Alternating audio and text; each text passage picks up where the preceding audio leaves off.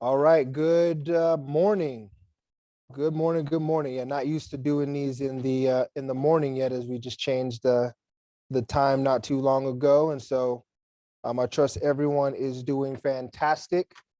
Happy Wednesday. We got March 9th, and we're gonna bring it today. We're very excited to have an opportunity to talk getting our offers accepted, and so we're gonna get right into it with our updates for today. So real quick, and so for some of our updates, we will be letting you know about some of our new opportunities.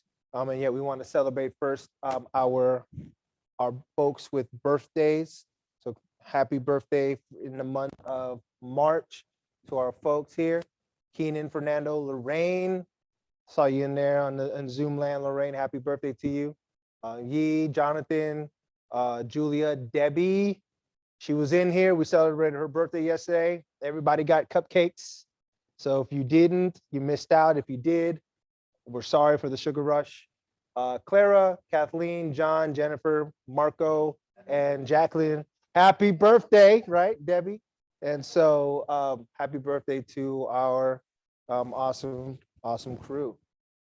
So congratulations on March already. I mean, come on, moving quick, huh? Anniversaries, work anniversaries. So many people celebrating an anniversary this month, joining us in the month of March of how many years that they've been with KW. Ray, Crystal, Jocelyn, Nick, Cantu, Ethan, Miguel, Tina, Mario, Mary Jo, Anthony, Gary. Happy anniversary, right? I was gonna say happy birthday for a second. Debbie, Jennifer, Marissa, Monty, Sarah, Rose, Terry, Christian, Karen, and Laura. So happy work anniversary there. And for the month, or for the last few weeks, I think this is since our last meeting, since the 22nd and to the 8th, we had a bunch of folks get paid. So congratulations, Laura, Charles, Mario, and everybody else. Congratulations on getting paid in the last couple of weeks here.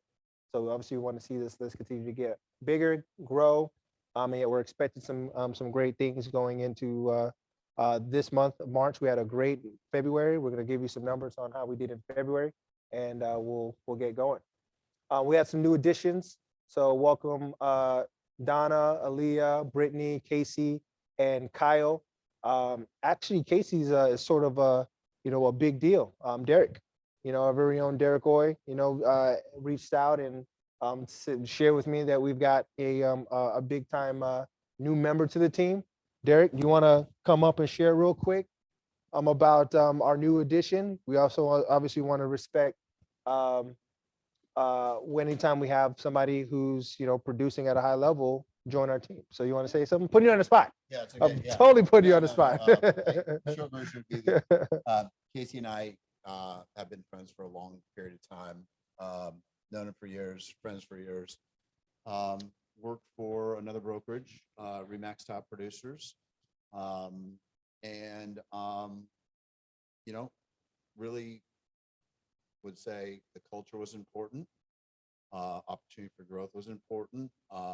And I've said that he's probably one of the most intellectual and thoughtful guys that I've ever met. And we're very, very, very fortunate to have him in our organization. And a career producer. Career producer. The guy crushes it, right? So awesome. Thank you for that, Derek, and for allowing me to put you on the spot there. All right. And we also want to celebrate a new member to the team, and yet she's not new, and yet she's new, just serving in an alternate capacity. So Monique is joining our front desk crew. Monique is at the front supporting us and helping us throughout the week and making sure that your calls are answered, your people are supported. So let's give Monique a round of applause for having our back and joining our crew. So thank you, Monique, for everything that you're doing. And we apologize in advance for any additional stress that we may put on you throughout the workday, and yet you're valued and we appreciate you. So thank you so much. And as we continue to go here, some folks jumping in. Congratulations to Mike Santos, capping on royalty. Wait, there's more. We got Lillian capping on company dollar. Woo! Mike, yeah, absolutely. Husband and wife duo. All right, great job on that. And then first transaction, Steven and Monty. We should do like for the husband and wife team, like do like a little duo there. So congratulations. And then our first listing for Mia Wang. So a lot of great firsts there. Love to see that. We also obviously want to celebrate, one thing that we're adding in and we'll continue to add in throughout our meetings is important for us to everyone to know how we're doing and how we're producing as a company and just so that way you can better tell your story overall. And so just a quick little snippet of say state of the company. February, right? 2022, we close out February, moves quick already. By the way, man, we're in March. And so you're telling me that by the end of March, I would have had to close 25% of my goal by the end of March already? My goodness, time is flying. So in the month of February, we closed, we were up 20% month over month in closed units. Now, again, this is February. So we had a record February. Congratulations to all of you. That means you had a record February. 20% closed units increase, 43% closed sales volume. Listings taken was up 17% over the last February 2021. 173% increase in listing taken volume. Listings sold 61%. Listings sold volume, we were up there as well. Contracts written. So basically contracts written are the amount of escrows opened for the month. And so in percentage, so written as well as volume. So it tells you here, when you're watching out for, now here's the thing that we need to be cautious of and be aware of. Great, our listings, our closed units are up. We're doing more activity. Our units and closed listings taken is up. We're doing more business. And when we look at what's actually getting accepted, where we're opening our escrows, look at the difference between the volume and actually what we wrote in actual contracts. What does that tell you when you're looking at the amount of units in open escrows that we had versus the volume that we opened in the same units? What does that tell you? Higher sales price. So it's very easy for us to get into thinking that, oh, we're killing it. And yet, are we riding a higher tide being that the marketplace is giving us, look at that increase in close GCI. Our GCI was up, gross commission income was up 27% prior to last February 2021. This 2022, February, 27% increase in GCI. Woo! Yeah. Yeah. And we want to make sure that we're focusing on the units and not necessarily just the GCI or volume or the price point. The units create predictability, and yet the volume is that cash flow. The volume will take care of itself. So when in California, we are very we focus on the volume a lot. We did this in volume, we did this in volume, and yet everyone else, right? You can sell one home, and I did 4 million in volume this year. How many units did you sell? One. It's okay. It was a really strong one. It was a strong one though, right? And so that's just something to be aware of, to think about is how are we doing at building predictability and repetition in our closed unit production, right? So let's focus on the units and our productivity versus focusing specifically on what is the volume of property that we sold. Make sense? And then year to date, how we're racking up, how we're stacking up. In the future, we'll put units beside this so that way you can see specifically what units we put out. And yet, when we look at the units, year to date, look at that, right? Year to date. Look at this. Notice this. Year to date, we're behind what we did last year by -10. And to my same point, where are we in closed GCI? So we're behind 10% from our closed production year over year, 10%. So January and February so far, 2022 versus January, February so far, 2021, 10% negative. And yet we're GCI, we're right about the same. We're feeling the same. Same thing here. Closed unit volume. We can even go down here. So negative, we're down in units, 10%. We're up in volume by 10%. So don't let the market fool you that, all right, well, it feels like we're getting paid the same or we're having a better year than last year. And yet, are you doing the same amount of units or more? Right. So this is something to think about there as we're looking at our production and just the numbers tell us story. At the end of the day, we're working to pay attention to that story so we can better understand it. And as a result, tweak our performance and show up in a better way. Okay. And so because of that, and your record February, the most profit share shared ever in the month of February, $9,827 for the month. Again, if you didn't know, Keller Williams, your profit share back. Year to date, we've shared $11,673 so far in profit share. How much did we share all last year? 60,000. In the first 2 months, we're already at 11,673. So again, congratulations. Let's keep working. If you're not getting your unfair share, let's have a conversation on how you can do that. And we're predicting some really good things moving forward in the amount of profit that we will share overall. All right. And I'll just let you know, we've got a goal of sharing at that $100,000 roughly this year. So stay tuned. All right. And then just so you have it, we're going to be sending this out after our meeting today, our local expert slide. And again, kind of the numbers that we just talked about prior, right? Closed sales volume, 43%. And 173% increase in listings taken volume. These are your numbers. This is what we call the language of real estate. Most other agents don't communicate this way with their sphere of influence, their database. They don't share these numbers most of the time. And yet, if you know, by the way, for our new agents, if you don't, hey, I don't have any numbers. Yes, you do. Use your office's numbers. Share your office's numbers. So what does that say about you when you know that, hey, sphere of influence, database, etc. I sold more lists. I sold 62% more listings than I did last year. I'm up. By the way, are listings up or down so far year over year, year to date? Exactly. So if you're outpacing the market and you're up by 62%, what does that say about you and your business practices? Right? What was that quote? Maybe I think it was around Edison. If you want to get something done, give it to a busy person. If you want to get your listing sold, give it to somebody who's selling property. Make sense? Good deal.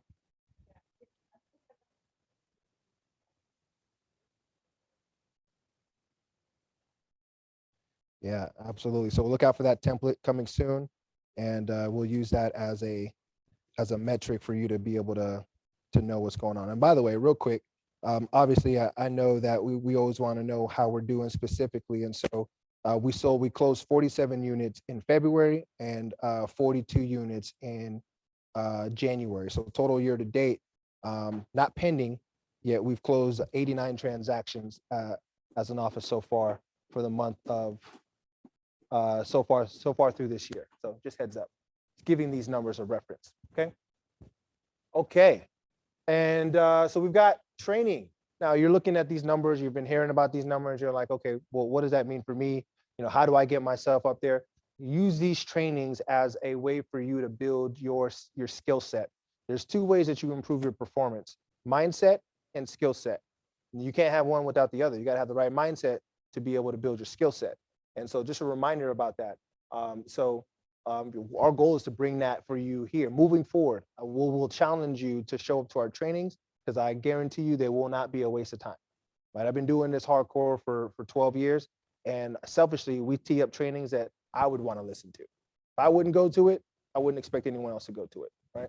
So RPA training, we've got Gov Hutchinson showing up 3 p.m. on Zoom. He's going to be going over the new RPA. So if you don't know, or you want to get some insight, he's going to talk about best practices, what's not working, what's working. So that'll be going out. Look out for that link. It's on your Facebook. Also compliance. We have compliance training. So for those of you who are brand new, looking to get an idea of what's going on, how to get our files closed on time, our very own compliance director, Marcus, is going to be going over that. We have a CRMLS training class. How in the world do you use the MLS for our new folks? We got that access there, March 15th. We have a profit share class. How do you get your own fair share with very own Amy? Amy's going to be going over profit share with our office on how it works, why it works, and what we can do to make sure that you get your own fair share. Stakeholder meeting on the 23rd. Mark your calendars. This is going to be another good one. Keller Concierge is in our territory. what in the world is Keller Concierge? So have you ever been in a scenario where you have a seller who wants this much, however, their property is worth this much, right? So they want $1 million for their 650 home. And there's a ton of gap in between what their home actually looks like, whether it be work that needs to be done, kitchen updates, paint, carpet, whatever.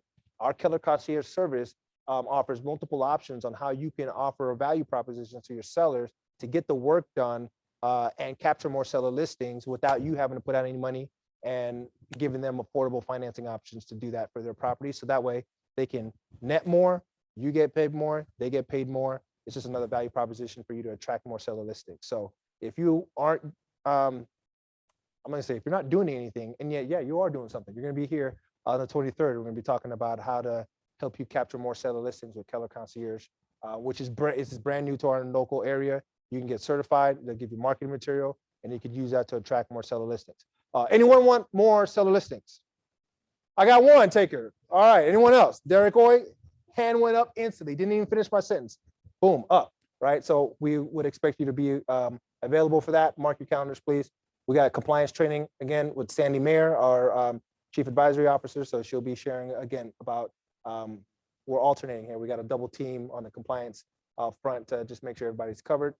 Contracts, Kelly, Duenas, great. So if you got questions in general around contracts and negotiations, we got support. So you're noticing a theme here. We want to make sure we're protected, we're compliant, and everyone knows what's going on. And then Ignite 2.0 started Monday, right? And so for those of you who just want a refresher in Ignite, you've got that going on. And then St. Patrick's Day. Are we doing something for that?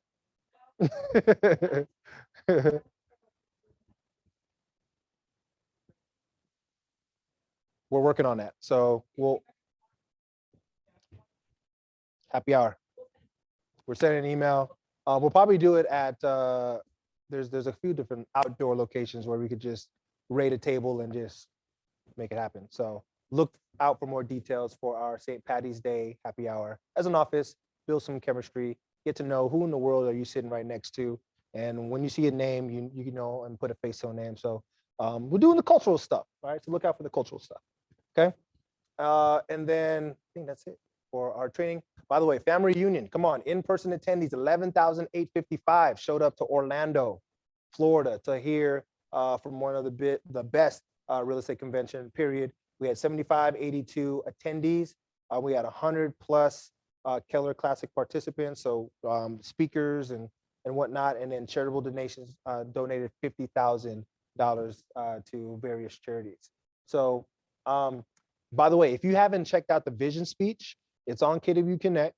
And also, can we send that too? Maybe the link as well as the slides, and I'll show you how to get that. The vision speech, powerful. It'll let you know exactly where we are and how you can have a great conversation with your sellers and buyers about, in reality, where we are.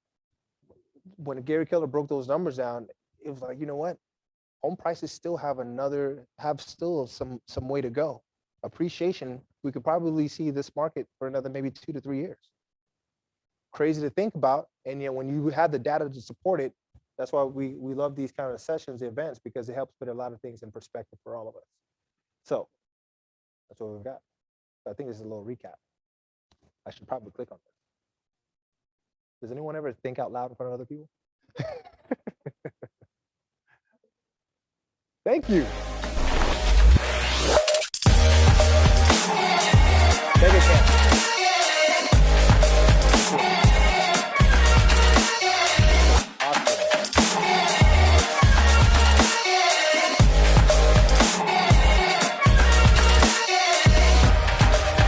You guys ready? Let's go.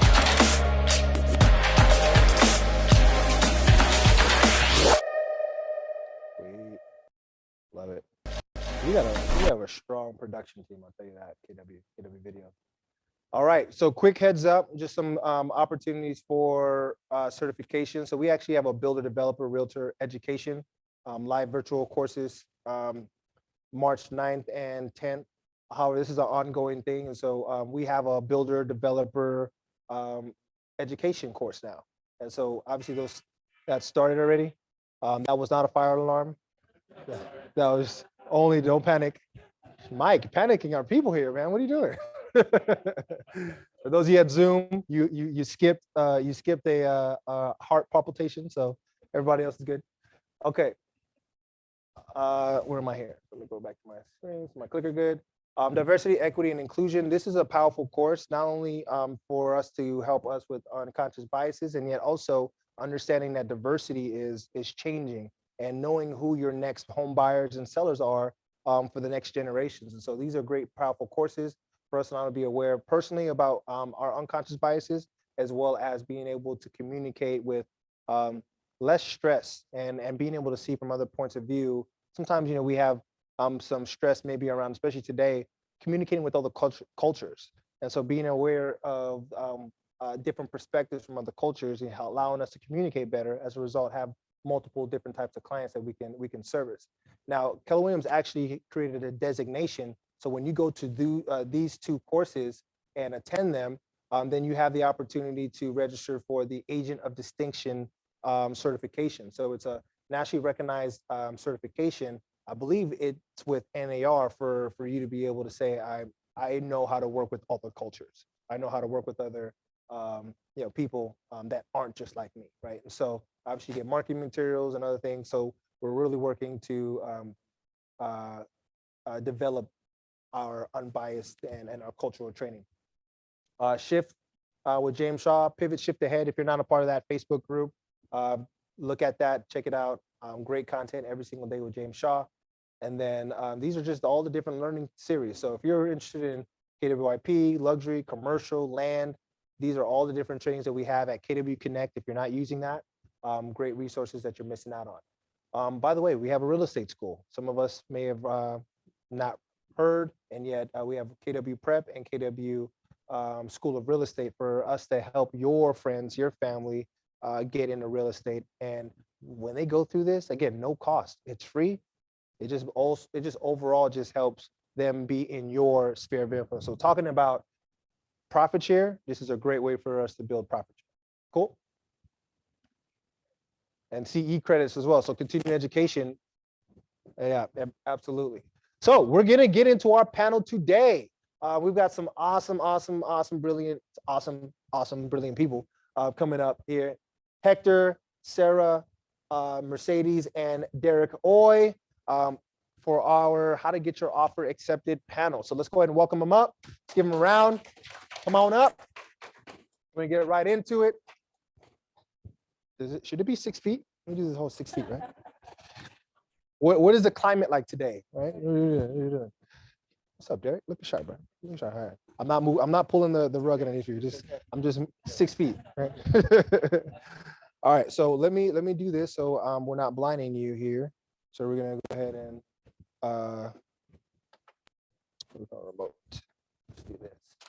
So basically, when this conversation came from a dialogue about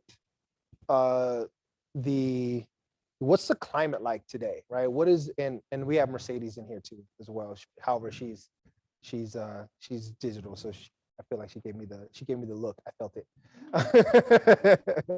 And so we'll get you in here as well, Mercedes, so that way you're able to see what's going on. So I'm gonna, for Zoom, she'll be spotlighted in here, and then everyone else, you can just hear a random voice in the audience here. So going to it, the first question is what in the world is the market like today? And for those, and we've got a lot of experience on these panels here, and we'll just kind of go ahead, and then you'll just you'll chime in. And yet, what are you seeing out there right now with your experience and feeling about the market? Derek, I'll start with you, and you get with your experience. What's the market like out there today? The market's tough. Okay. Tough. I'd say that obviously,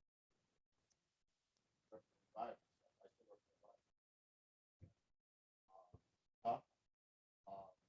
And listing agents don't have it as good as they think. First of all, prices up. You're having to get that off calls, the reality is, even agents have traditionally traded a lot of listings for the past few years. A lot of inventory type of thing. Excuse me, guys, we cannot hear Derek. Oh, I'm sorry.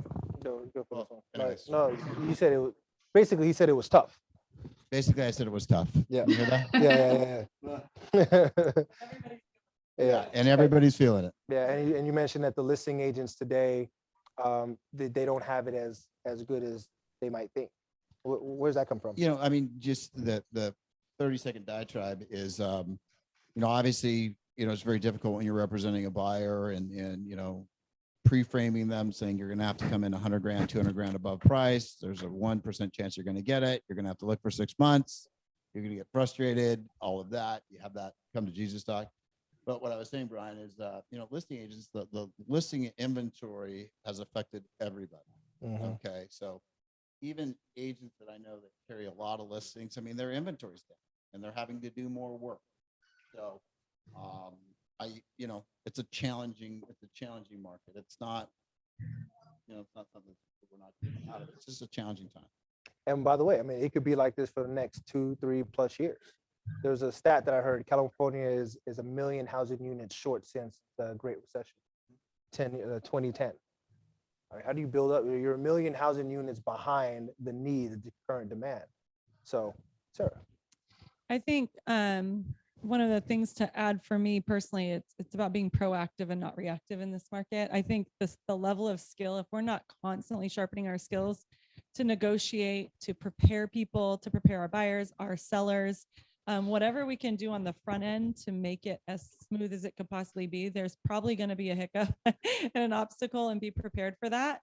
I think everybody, comes in, you're having the grocery line conversation. It's like, it's a hot market. And I'm like, and a really hard one. Yeah. And so I'm like, always like, you got your running shoes on, it's a go market. But for me, it's all about being proactive. And yeah, I mean, it's a lot of work. It's hard work out there right now, for sure. It's not the easy money everybody just thinks we're making. One thing I would just add to that is you really have to prepare your buyer clients for the proper expectations. In other words, hey, this might take 10 offers. It may take more offers because the market is difficult. Back in my earlier days, I wish I would have known what I know now, because I lost clients because I didn't prepare them for the right expectations. So I can remember back, I had this one client, and they were FHA. They only had so much money, and we were going to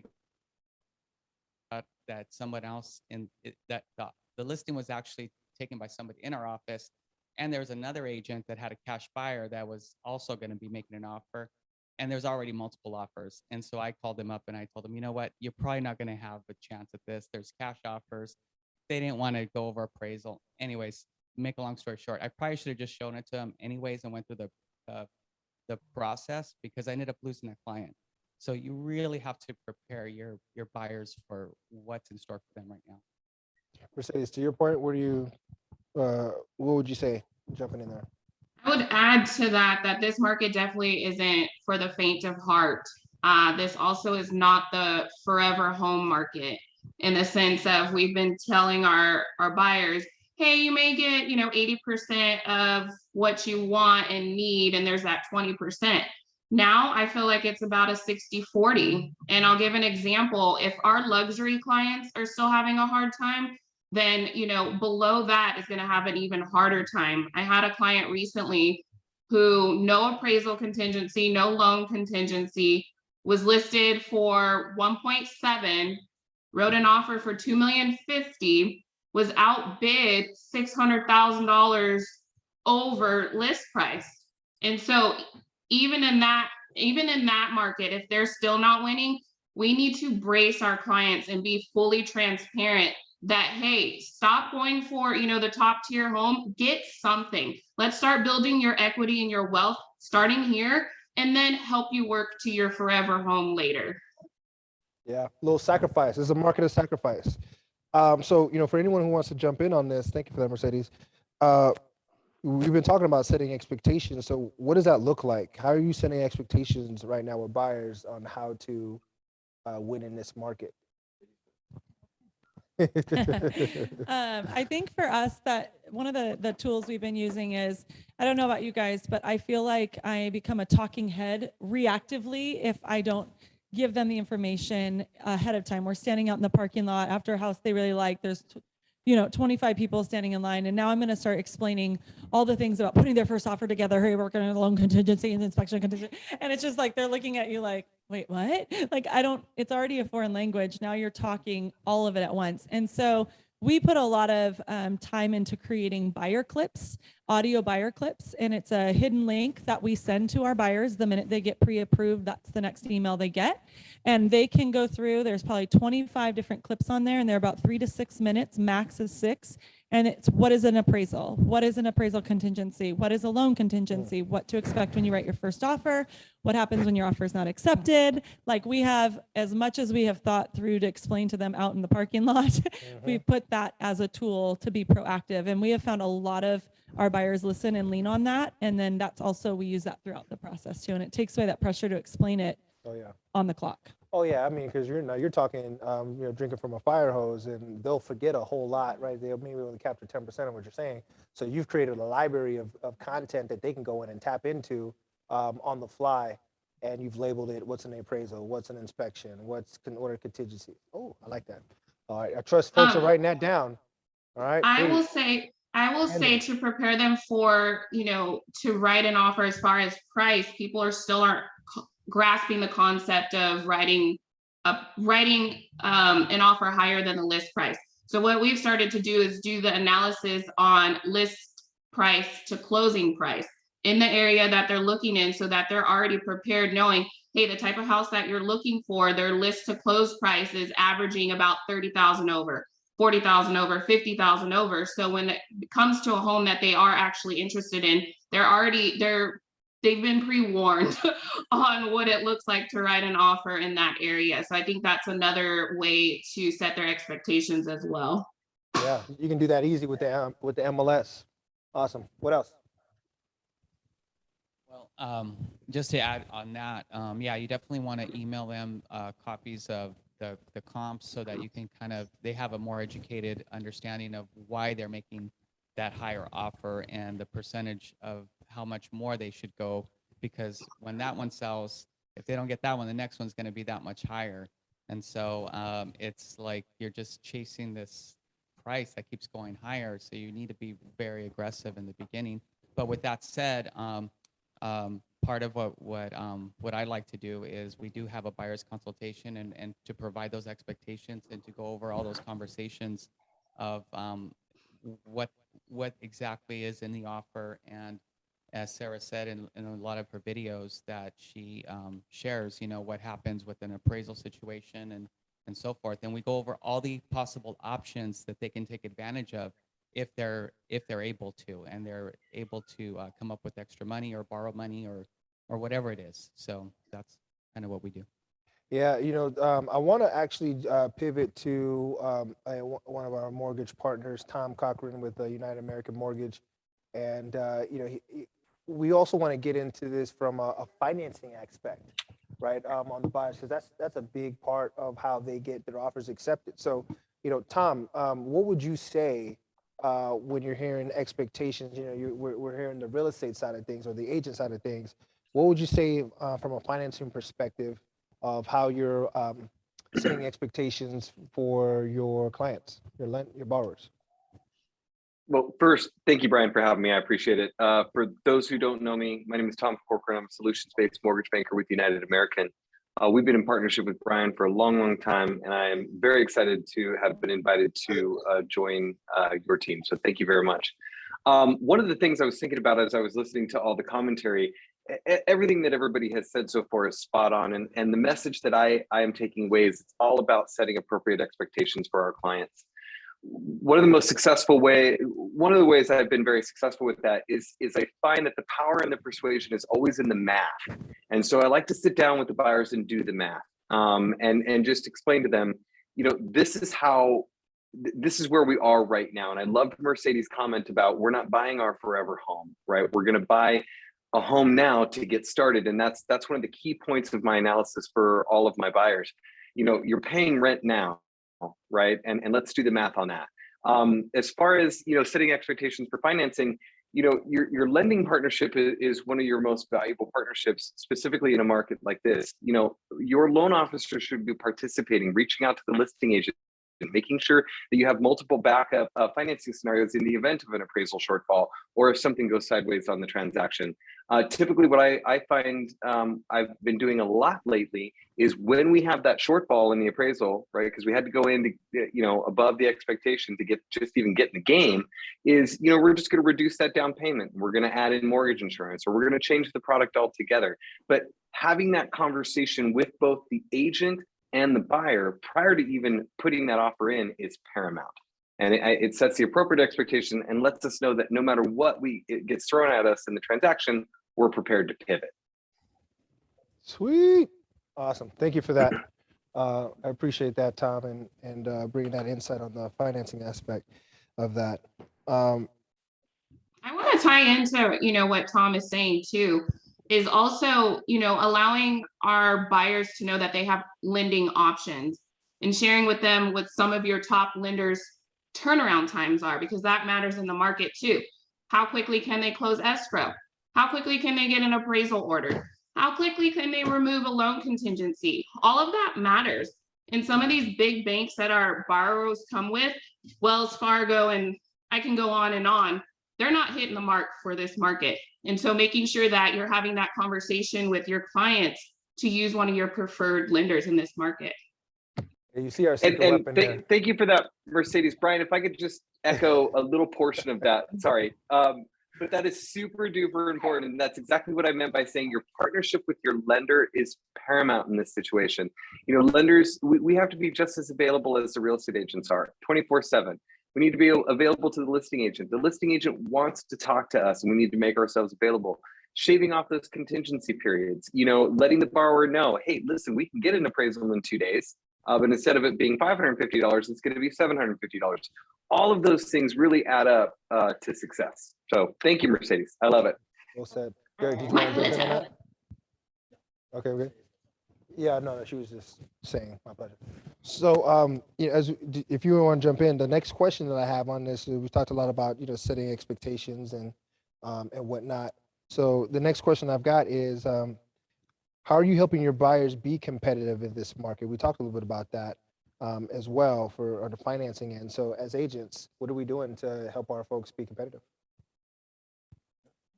Okay. So can I take a few minutes on this? Please, go for it. Yeah. But just two things. One of the things, a little off tangent, but what Hector said, Hector, I actually made that mistake 4 months ago. Okay. So, you think, hey, if I'm in the business 5 years, then the mistakes are behind me. I'm just letting you know they're not behind you. Okay. Number one. And number two is, the specific situation is I felt I was being very transparent because I knew the listing agent in Brea. I said, they're over, this is what the price is for compete. And I could tell that it was a client I wanted to do business with, but she got so discouraged that I never even got the chance to go meet her at the property. And I learned that, hey, I want to be transparent, say, hey, I don't want to waste their time, but I'm just letting you know, I learned that, saying, hey, look, not that I'm not going to be transparent, but these people need help. I'm the guy for the job. I'm going to go out down off Imperial Highway and start building a relationship. And so I learned that part. Second thing is this, I always write an N next to all the things in my notes, and then I go back through and I'll highlight it. That video thing, we talk about pre-framing, that's what Arcor, that video thing that Sarah just talked about is absolute gold, because I'm sure it saves time, puts you as an expert. And we know that implementation is hard. So that you went and took the time to actually do that, it tells the client what you care about. So we don't do that, and I think that's fantastic. I put an N next to that. So, necessary. So, you guys don't mind if I take just a couple minutes on this one? Okay. So, what? And some of this is going to be basic, but it's going to be very important. So, I have not negotiated my own contracts for maybe 10 or 15 years. So, I don't negotiate my own contracts. I have never typed up an offer, even though so I don't do any negotiation, any of that. So somebody says, well, how did you train somebody to do it? Okay, so this is going to answer your question. I'm not going off the Hey, you got the mic. This is how I train somebody to negotiate. So if you say, how do we be competitive? How do we put our buyers in a good position? This was my training course. Okay. This is what you look for. Okay. Number one, did the agent follow the instructions in the private remarks? No, this is it. Underline, bold. Okay. We call this the master class. Okay. Exclamation mark. Okay. So don't make it like cut and paste, but just make it very easy. If it's you showing time, if it's sexy agent, but so this is our checklist. Okay. Okay. Number one. Number two, did they put their best foot forward? Okay. Number three, did they fill out the RPA in all details? No, I mean, but let me just say this. You guys are laughing and this is basic stuff, right? But let me just say this. Sarah has 20 offers on a property. She's going through them. And let me just say this. She's probably got maybe a couple stacks and she's saying, hey, if these little things aren't done, it's going to the bottom. Tells me, Yes or no? I live by the saying, the way you do anything. Yep. the way you do 100%. it tells me about that agent. Yeah. 100%. Exactly. So then the next one, you guys, so fill in the boxes, et cetera, et cetera. Fourth one that I told her, I go, check their grammar. What, are you a school teacher? Well, my wife's just, no, I want to know if, who I'm dealing with. Yeah. Okay. You say, well, that's, no. Okay. It's funny because we have video here. I told her, I said, I want to know if the lender calls you. Yeah. I don't need them to take an hour of your time, but that's a check mark on our, like, when she brings me the offer, and now she doesn't even do it anymore. She just re-accepts. Okay. But I want to know, did the lender call you? Okay. I want to know if they called you with questions that they could find in the MLS. What's the tax rate? Okay. Okay. If they're calling you with questions that they could find, I can't deal with laziness. So this is a little bit, I mean, Yeah. this is what, No, this is good. this is how I train somebody. And you're doing this Okay. from a listing agent perspective, what you're looking out for the top buyers. Well, what I train, what's that? And so I said, this is what I want you to do, because our job, our fiduciary relationship in the Yep. agency is to provide our client with, the best option for them. And Correct. there's a series of those options. Yep. But when we go to a client, we can say, these are the steps that we took. Yep. And we present them all the options because it's California law. Mm-hmm. But then we also give them our suggestion, but we got to back it up. And we have a checklist where we can back it up. Mm-hmm. This is why. By the way, that's value, right? You're bringing your Value proposition. you're demonstrating your value on all the, because most people are like, what am I going to get for the 6%? What am I going to get? Why am I paying you 5, 6, 7, whatever percent? Well, here's what I do to filter out. It's called vetting. Yep. We call it interviewing the agent. Yep. Don't ask questions. Well, I already said that. Okay. So focus on the terms. If any agent focuses on the terms. So this is our script. We say, look, we know you got 20 offers. We just want to be in the top 3. And here's how we're going to rise to the top, wherever number we are. We're going to ask you about the terms. What do you mean? You want 30 days or 45 days? You want close of escrow plus 3? Are the appliances staying? Who do you use for title? Who do you use for escrow? What about a home warranty? So we say, we're going to write an offer where your seller doesn't have to pick up a pen. But everything but price, that is our script. We're going to write an offer. Besides price, your seller doesn't need to pick up a pen. And then we say this, we want to make your job easy, because easy is a luxury to a listing agent. You're going to make my job easy? Oh, let me tell you what we want. Great. Does that make sense? Know that. Write that down. Easy is luxury to a listing agent, right? To clients too. I got a couple more. You guys good? Okay. So show them you know something about the property. Let me just give you this. I already ran the tax rate, and I know that it qualifies with my lender. Hey, if we're in Eastville, it's at 1.9. If it's in San Dimas, it's 1.25. You're saying, oh, you're already being forward thinking about this process. Yep. Okay. Yep. So show them that you've done some research. Okay. Anyway, Well, I've got a couple of but I'll say. Well, I wanted to talk about what you're doing right there too, is, and you're demonstrating whether it be the lender calling or the buyer agent calling. How many times in your negotiation, Sarah, Hector, I mean, you're all the listing agents here. Do you find that you don't have agents calling you to explain their offer or reaching out? communicating with you about how they're approaching. Like when you send out an encounter, how many times do you find an agent who you thought it was gonna be a strong one just disappears and say, oh, well, I guess this is not gonna go. 2 more points and then I'll save 2 for later on because I want to respect my partner's time. But tell your buyer's story. Tell them their why. Okay. Grandma lives 2 doors down. They want her babysitting, whatever that story is. And then the only other thing that I would say is this is what I do. If I'm talking to Sarah, say, hey, Sarah, thank you.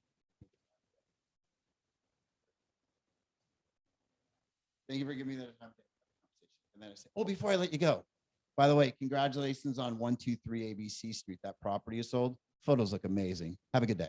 And she's good. What's that? No, what I'm saying is this. I took the time to go through the MLS, look at their closed sales. Or congratulations on representing the Jones last month in Placentia. Oh, you know. Yep. Local knowledge too. I think one of the things for me is along those lines is to make it easier for them. I think that email that we send with our offer on there, make sure everything's in, for me personally, I like everything in one attachment. These agents that send 25 attachments and, oh, I forgot the DU approval, send that, give me 5 minutes. And it's like, now I've got 2 different emails, 25 different attachments. That gets very difficult. So when you're submitting those offers, make it simple and an offer cover sheet letter for yourself. Like when that listing agent opens their email and it says, here's a bit about my clients, Mr. and Mrs. Smith, and their purchase price is this, their down payment's this, earnest money, and it's right there. It's like, oh, I love that. That just helps me, helps our team be able to put it in our spreadsheets easier too. Of course, you're going to double check it, but that's really, really simple for us. For me, I think a big part of our win on getting our offers accepted is we do stay very local. That's something completely by choice. It's easy just for our own personal lives and the way that we're building our brand and our businesses. But being a mom in my neighborhood, I get to know my local agent. And I'll never forget when you called me on one of my listings. It's like, oh, a voice of reason, a voice I recognize on. I like, yes, Derek, what do we got to do? Like now I'm like working for him, right? You turn around, it's like, it's a relationship that you can work off of. So get to know your local agents, get to know the ones you don't want to work with, and then the ones you definitely want to work with. Important. And know why, because that's a value you bring to your listing when you go to take it. It's like, we are here locally and we're going to hire these people for the next 30 to 45 days. You want to have insight, not only on the market and the listings and that, but that actual person in the market and their numbers. I would say too, on a tricky property that maybe you have a contingency, maybe you have a hurdle we'll call it a condition. That's that one extra box you have to check that you're like, want a contingent sale or something. I think those are some of the hardest offers to get accepted right now. I think utilizing your track record, number one, is a huge asset, or your team or your office. I've started to actually lean on local agents who serve as a reference for me. I've actually had agents call other agents. Hey, I just closed an amazing deal. It was contingent. We closed it on time. Go call Derek. He's expecting your call. I would check with him first, make sure, hey, can I have an agent call you in the next 30? But I think we're there for each other. And it's that idea of like, that's somebody that I got to work with that hired me for 30 days and now has a trusting relationship and can speak to that. And then also have your vendors call the lender, have an inspection. I have the same inspector on everything, unless my client wants somebody else. We have our list, they can choose, but just so you know, this is the preferred inspector we use. We trust him. Here's what his reports look like. I message him. If I'm in a competitive negotiation, I'm like, what do you got Thursday? Can you pencil me in for 30 minutes until I figure out if we've got this offer? And in my email, I say, I have an inspection set for Thursday at 1 o'clock when we're ready to open. Like, proactive, get out there and just be creative and out of the box thinking to get yourself super aggressive in front of people. I think that's what I have to add to that. Yeah.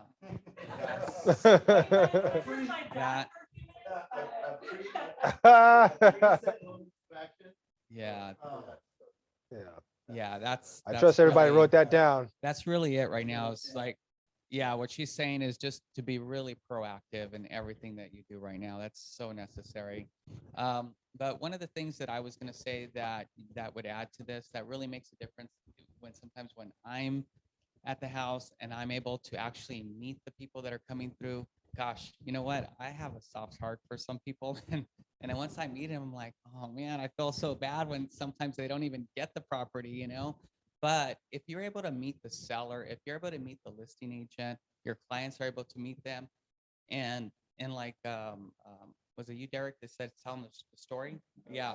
Yeah. Tell them the story, you know, and what's going on. And I remember I had somebody that came through one of my homes and that I was selling, and the agent, I think it was a Redfin agent, and they started telling me how terrible their agent was and how they never took them to any of these places. But then they started to tell me about their situation, and I was like, oh my gosh, I really want them to get this house, you know? They ended up getting it, you know, in the end, because I knew what the story was behind them, and it was just felt right. But with that said, yeah, so definitely meet them. The other thing also would be is thinking outside the box. Is right now a lot of people are doing things that are just not the norm, you know, like giving back a free month of rent, you know, if that's what it takes. Maybe your clients are short on cash, but maybe they can do a free month of rent back, you know.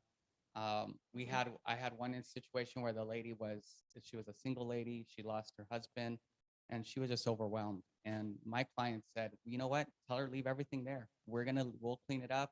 Whatever she doesn't want to take, we'll take care of it.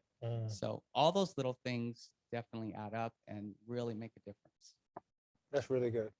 That's really good. Mercedes, want to add anything? 'Cause I have a couple things. Yeah, Mercedes, you have anything for us? I'll just add to our great sitting there, just relationships are key, and definitely keep that in mind. You may not win every offer. However, I have had listing agents call me back because a transaction didn't go as planned. And they said, hey, I remember meeting you. Hey, I remember how you structured your offer, and my clients, I spoke highly of you and they want to move forward with you. So all those things that Derek, Sarah, and Hector mentioned, just keep that in mind, that you may not win them all, but still always come in strong, because that listing agent will remember you. I've also had agents who had listings that were coming up, and so maybe I didn't win on one of theirs. However, they were able to call me and say, hey, let's preview this before it goes live, because I want your clients to have it, because I want to work with you. That's happened to me twice recently. So again, relationships matter. Well, you know, to that point, real quick, you can only get to that point if you're communicating with the listing agent, and you're communicating well, right? You're not annoying. You're not, however, you're persistent, and you know they can tell that you know what you're doing. And so there was another point I had. Yeah. And yeah, keep going. I just wanted to say one more thing. To Derek's point, first thing I had on my list, my little list here that I wrote, fill out the offer correctly and make sure it's signed. So Yeah. I can't emphasize it. Hey, Brian. I'm drawing a blank. Take it back if you think about it. But can I just add a couple things Please, on that, yeah, on go those ahead. things? And this is a great panel, by the way, because Yeah. you know, just from the brainstorm part. Hello, guys. Brian, Broker Vic. may I have can you accept a comment from the broker? Yeah. What you got, Broker Vic? How are you doing, guys? Happy to see you, and that we're growing stronger this year.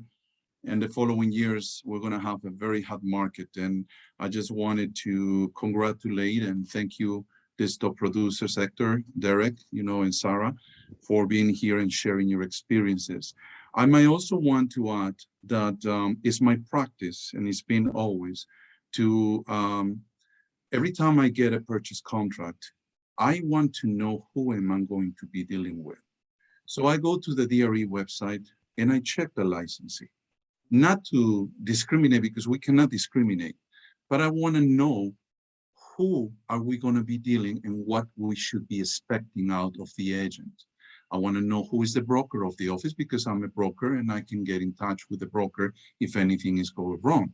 But remember, I do it mostly because we are handling an asset that is worth over $1 million in most places now. The seller is trusting us. So we need to do everything possible to represent our seller in the best way. And yet we're going to be making mistakes. We think that the higher price, because my seller says that he wants the higher price, we don't look at the terms.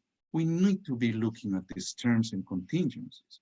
So that's one of my practices that I check Yelp reviews. I want to know how many transactions this agent has closed. If he has a bad Yelp review, I want to be aware of it, so I know how to address if that is the best offer I have at hand. That's all I wanted to make a comment on. Thank you for that. Broker Vic? Yes, sir. Good stuff.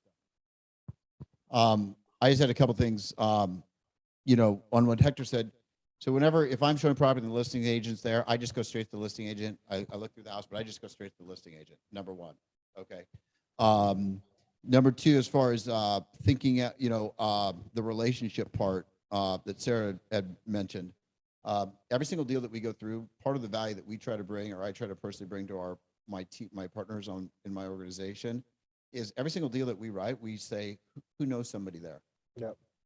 Okay. You've called me and said, hey, Brian, do you my know job from a value proposition for my partners, trying to get it done. But I also say that's a two-way street, gentlemen. Yeah. And I say I spent 32 years working with, you know, doing these deals. And if the one that we get done with your deal goes sideways, you know, it's that, yeah, you know, George W. Bush, years to build a reputation, minutes to lose it. yeah. Don't screw this up for Yeah, me. yeah. So, but who do we know? It's something we do. And then the only other thing that I would just say, as far as thinking outside the box, you know, Mercedes, you know, what Mercedes said, I will tell you this, you know, I train my guys specifically. I say, look, unless you're working 80 hours a week, which nobody's working 80 hours a week, I go, if you have a deal and you've got the time, you go the extra mile. And they say, well, you know, and they know that I do.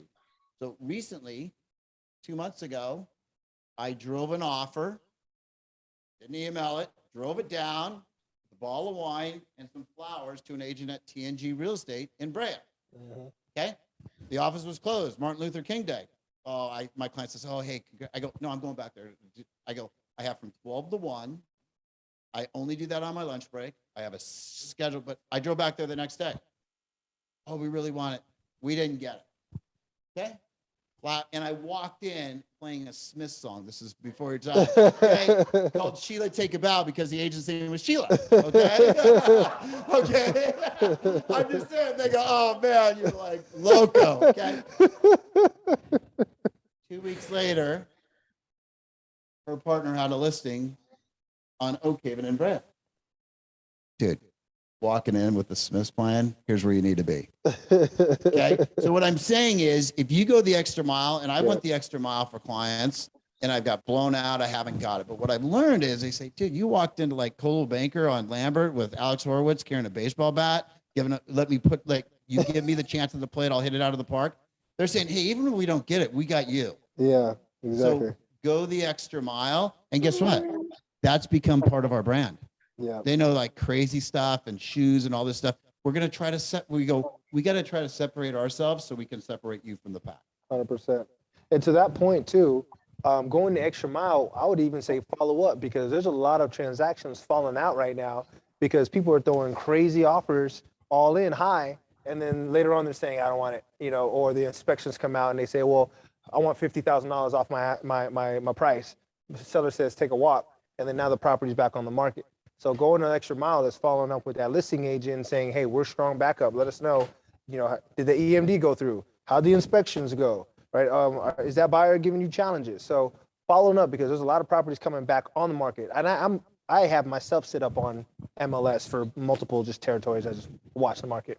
And there's properties over and over, back on market, back on market, back on market.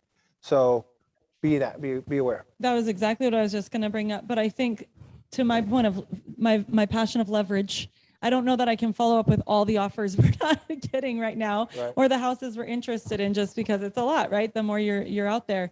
But I think the MLS is a tool for us. And I know yesterday, Adrian and I had a client that wrote an offer, did get accepted, and it came back on the market yesterday. And we beat our client to seeing it because we saw it on the MLS first. She had it as an instant alert to her. She's like, I'm in a meeting. I looked down on my watch. It's like, this house is back on the market. And I mean, we were on it and we wrote an offer and we sent it over within 2 hours of that, and he put it on hold and we're negotiating it now. So, I mean, I think we need to work on behalf of our client on those properties that they don't get, just to show them we have their interest. And a lot's falling out right now. A lot. Fallouts are upon us. Appraisal issues, et cetera, et cetera. So be aware of that. Good stuff. All right, and we're starting to bleed over into the next question, which is, you know, the strategies that you're initiating to implement for your buyers to help find them a home. So, you know, whether it be listing agents, and let's go ahead and mix this in with what advice you would offer to any agents that are having a challenge time getting offers accepted. Yet, Tom, coming to you first. Do you want to jump in on this one? And any strategies that you're seeing on your end that agents overall are doing to get offers accepted? And then we'll go. Tom Corcoran? Yep, go for it, Tom. Oh, okay. Sorry. So I make sure there You're wasn't the only Tom time on the call, I believe. Sorry. Okay. So yeah, I mean, everything that everybody's already touched on is phenomenal. I love the commentary about, you know, first question, has the lender reached out to you and was the lender prepared? I mean, that is phenomenal. and thank you for that. Also, what I'm doing is just making sure, like I said earlier, I have multiple loan options in these competitive situations. The markets that I work in the most, I'm seeing, you know, buyers going with no loan contingency, no appraisal contingency, and in some cases, in super competitive situations, they're releasing EMD on the front end, which is insane. I know, but that's just sort of the name of the game in some of these markets. And just making sure that we've gone in and we've done that full underwrite prior to going in. I think that piece is paramount. It avoids fallout, and it just, you know, I think it gives that little extra something to the listing agent. Of course, I'll let the listing agents confirm that, but I'll actually forward a loan approval that's a TBD underwrite to a listing agent and say, I'm ready to go. I just need an appraisal, title report, purchase contract, and we can get this done very quickly. So that's one thing that I've been offering. We can do that both on the conforming space, VA space, and on the jumbo space. So that's something that I've been offering to the clients recently. Awesome. Thank you for that. So any other strategies that you would share? I know we've offered a lot. I know our folks all over are taking a ton of notes. What other strategies would you say, anyone who wants to take the mic and share about, you know, if you're an agent right now struggling to get an offer accepted? Yes, releasing that EMD, yeah, that's definitely helpful when you do that. Sending the CR form, contingency removal of anything and everything that you can send right up front and signed, that's a huge thing to get. You know, when I see that come across my desk and I'm like, oh wow, this is great. You know, there's that. And then there's one more thing I want to mention, because it's so hard to find a property. And I've found homes for my clients like this in the past, is just sending letters out to a neighborhood that you know your client is interested in. You will, you know, you'll get one. Believe me, it happens. If you just you just have to do everything. Yeah, you have to do everything, and something will come up. Yeah, and that's. I will add, as well as, we cannot assume that every seller needs a quick close. I will say, ask the listing agent directly, what is important to your seller? Do they need a rent back? I'm sorry, I got a little audience. Would a quick close pose an issue for your client? That question would allude to, are they moving out of state? Do they need more time? I actually won in this market with a 45-day escrow with, you know, a rent back, versus you're assuming that, oh, we got to close in 15, 20, you know, etc. Just be mindful of the questions that you ask to the seller, as, you know, Derek mentioned out. That way that you can structure to the best of your ability for that specific client. Don't assume every seller is the same in this market. Something to add to that, I think social media is a huge tool for us right now. Follow your top producers in the areas that your buyers are looking, and follow them online so you're seeing what they have coming up soon. And then you're reaching out to them, and you can ask them questions about these properties that they're advertising to their market or to their space as coming soon. Just jump in there as an average buyer. They know who you are as an agent, but you have every right to ask them questions. When can we get in it? I mean, we all know the rules behind coming soon. So there is, you know, they're in compliance. They can't show it before, but they can advertise certain things about it. So we have every right to ask that.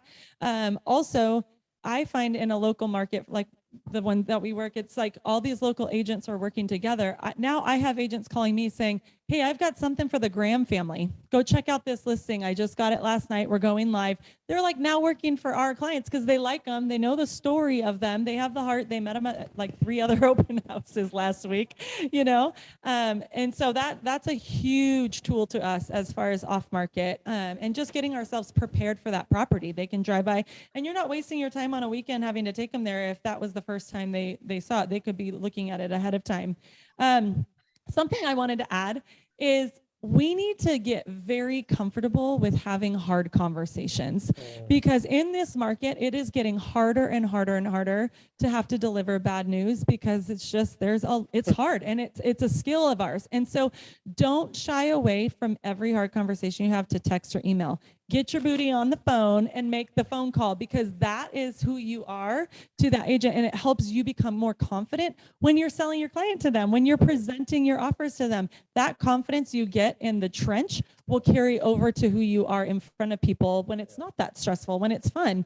And it's confidence that obviously people will lean on as part of the trusting relationship they have with you. And then terms, I can't stress enough. It seems like the most simple thing for us, but you out of 17 offers, like what? 10 will still have 10, 12, 13 will still have 17 days for an inspection. I gave them an inspection report. Like, what the heck? So just, there's no reason to have your terms not tightened in this market, and make sure you check supplements. If an agent has supplements, a listing agent, and you didn't check those before you submitted your offer, that's really frustrating, just on the flip side. So that's something we all need to be better, kind of off what you were saying, read the MLS. So anyway. Love that. I'm sorry, guys. I know we're wrapping up, but I can't believe I forgot this big one. New construction. I know everyone's still like, oh no, they have waiting lists. Oh no, inventory is low. Relationships matter with those new build agents as well. Do you know how many times I've called them on the phone and said, hey, I have this buyer, I'm struggling. And they're like, Mercedes, we have 20 people on the waiting list. I was like, but you've closed with me before, right? So you know that my client's good. You know that the lender I have with them is good. I have bypassed list because I've made relationships with those new construction agents. So don't take it for granted at all. Go into those DR Whartons, I don't know why I'm brain farting right now, Richmond American. Go have those conversations with those agents. Let them know how much you've been closing. Let them know the terms with your lender. So that way, when an opportunity does arise, that you can go direct and see that you can get your client in escrow as well. Yeah, make sure that they pay. I have something quick to add too. Real quick. When you're having those upfront conversations with an agent and you're asking them, what comps are you leaning on? What do you know about? Those are conversations we can have up front so that we can make sure that we're preparing our client. Something we can do on closed comparative sales, especially if you know the market, the local market that you're submitting on. Call those agents and ask them, is there anything in the pictures I couldn't see that there was an issue? Did it need a new roof? What was the electrical like? What was HVAC? What are those updates I can't tell on a visual picture that I can help guide my client, or I can help with the comparative sales in an appraisal in that comparison? Like, know your market. Because now if I'm going to call Hector and going to submit an offer, hey, Hector, well, I was, let's talk about that one comp. Well, just FYI, I just got off the phone with the agent. It needed a whole new roof. They actually blah, blah, blah. The more insight you have on those comparative sales, the better you're able to have a relationship and build confidence, but really help guide to a successful closing. Can I just add one more real quick? So one of the things I'll tell the agents also is, hey, I'll meet the appraiser there at the, so you don't have to, and, because normally the listing agent meets the appraisal. And honestly, I'd rather do it because then I'll make sure that the house looks good or whatever. So I remember there was one that we bid like 30,000 over, but I know it was underpriced. And we moved the appraisal contingency, and my client was a little worried about that, but I was pretty sure it was going to go through. So I got there early. I removed the screen with the holes in it, and I put it on the side of the house. And then after the appraisal was over, I put the whole screen back on. So I mean, there's just you just do a little more. Extra value. Especially because listing agents aren't fighting for it if they could choose not to, right? Yeah, 100%. I love that.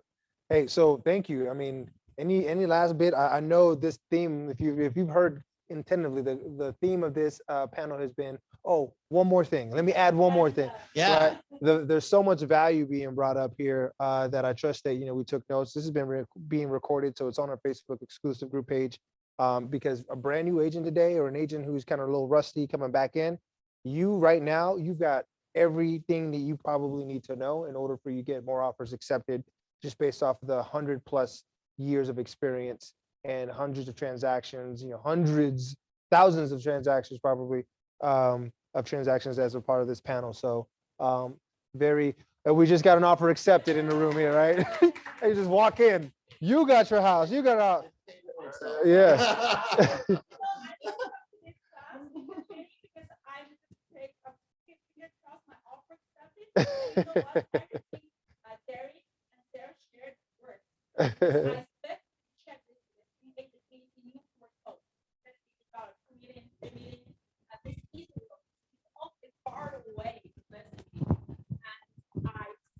I'm a local agent.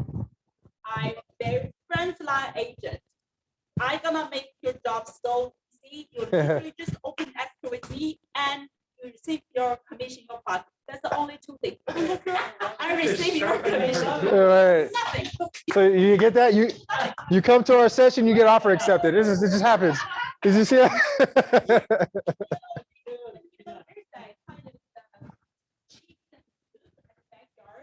I think some buyers minded. I said no worries. We'll keep it. We'll keep it. Make seller very easy to everything. We will have no terms. We remove conditions. I asked my lender to working on the condition approval before we're making offers. So we are saved 7 days. Ooh. Can remove all contingency, and he just called me to shorten the escrow to 21 days, and call my lender that we can do that. Nice. Then I only got seller counter offer, not multiple. No, that's the golden ticket right there. No multiple counter. Yeah, not 20 offers. There's only one counter. I love that. And we'll go to it. I love that. All right. Well, make it easy. You make it easy for your seller. That's what I'm talking about. Congratulations. Congratulations. So, I trust this has been helpful. And we asked, if anyone any questions. Has this been beneficial? Has it been helpful? Has it been good? Yeah. No, you do, but I want to hear it. Yeah, you go ahead and close us out. So Close us out. first of all, going back to that learning thing after 32 years, I mean, just, the CR part was just an absolute nugget. That's just like, it's guys, it's just points of difference. It's like 211 to 212. You know what I mean? And then, knowing your comps, like, hey, this thing's closing. Can you tell me it's closing that? Tell me about that stuff. It's just that 1 degree thing that makes all the difference. You know what I mean? It's like, there's a difference. So the only two things that I would say if I was speaking to my 18-year-old self today. There you go. There you go. What I would say is this. I want you, going into getting offers accepted and stuff like that. I give you 2 pieces of advice. I'd say, number 1, I want you to prospect, lead, follow up, work hard, and all these things. And they'll say, well, what does that have to do with that? I say, because going back to that fiduciary relationship, I was desperate when I started in the business, 2 polyester suits. And I go, I hate this feeling. And I said, but one of the things why I want you to be successful is because you become attached to the client, but not to the outcome. Yeah. Okay. So where I can negotiate, if I've got X amount of deals and X amount of closings on a weekly, annual basis, I can focus on the client. So I said, I want you to earn a lot of money and be successful because it actually helps your fiduciary relationship. Does that make sense? Yeah. So you're not attached to it, because I can remember being attached to those things when I was starting out. Have to Like, have well, this closed. I need to close. You know what I mean? Yeah. So the second thing I would say is I learned something from a gentleman in the early 90s when I started in the business, and he was the most successful real estate agent in San Gabriel Valley. He was in the RE business. His name is Lowell Overton. I still think he's tied in with Ty. I could call Ty Wallace over there at Coldwell Banker, Tri-County. Hey, is Lowell still around? But so what I learned from him is this. I presented an offer to him in person when I was like brand new. And this is when like a high-end home in the country in Diamond Bar was like $450. And so that's, I'm dating myself right now. And I was scared at $450. I'm used to 123, 128 and La Puente Rolling Heights. Wow. But what I learned from him when I was brand new was he took the time of day with me. Yeah. And I go, dude, everybody knows you. And I go, I have these people that do 2 to 3 deals a year. If I call them on something, I was like brand new. And I go, they hang up on me, or they say, what are you doing? They treat me. I go, dude, you're doing like 400 deals a year, and you got your big pen chewing on it, looking at my offer, and like, files all over. It's a disaster. And I'm going, he's just the nicest guy. And Lowell Overton So what I learned from that, when I would tell the agent is this, is I would say, I want you to go out and just do a lot of volume, but treat the agents like when somebody calls you, if you're successful, treat them like you're one day in the business. Okay. So that's what I want to get emotional. That's what Lowell Overton taught me. And from that, what I would say is this, from what Lowell taught me. So this is years later now. So I have a personal goal to buy 2 houses a month for investment. And it's very tough for buyers, very tough for investors. But what I can tell you is this, every single time I submitted an offer yesterday in Riverside, KW so-called agent, she says, Derek, we work together, you'll get last luck. Okay. You know, West Covina off Holt, you know, Covina Hills, West Covina, you know, the guy says, hey, Kurt from, you know, Prudential or whatever, Berkshire Hathaway. Hey, Derek, we did that deal in Rancho like 10 years ago. Okay, here's where we are. Not going to work for me. Okay. But what I would say is that the reason that I want you to be like Lowell Overton, treat people nice on the way up, always think that, let them think that you're a rookie. Because I tell clients, when I tell a buyer, I say, I've worked my butt off on that reputation. And I reference Lowell Overton. I say, there's times that I at least get you in the door because I've worked with them on my reputation. So work on it daily and let it take decades. Yeah, that's good. That's Thanks, really Lowell, good. if you're listening. Yeah, I feel like this could go viral, so he'll get it. Hey, I trust this has been beneficial. I know it has, and we're looking forward to our next one. So again, quick heads up on our next meeting coming up on the 23rd. Stakeholder, we're going to be talking about bringing value bringing value to your sellers with Keller Concierge and helping them with their rehab up front, so that way they can make more, you capture the listing, because when they can get a property fixed prior to putting it on the market and capture more money, I mean, they're happy, you're happy, everybody's happy, and you'll capture more listings with that. So March 23rd, 11:30, and looking forward to it. Everybody be well. Have a great rest of your day. And I trust it's been good. Thank you for our panelists. Show them some love. Again, all kind of thank yous. Thank you to our Zoom family. You guys are great.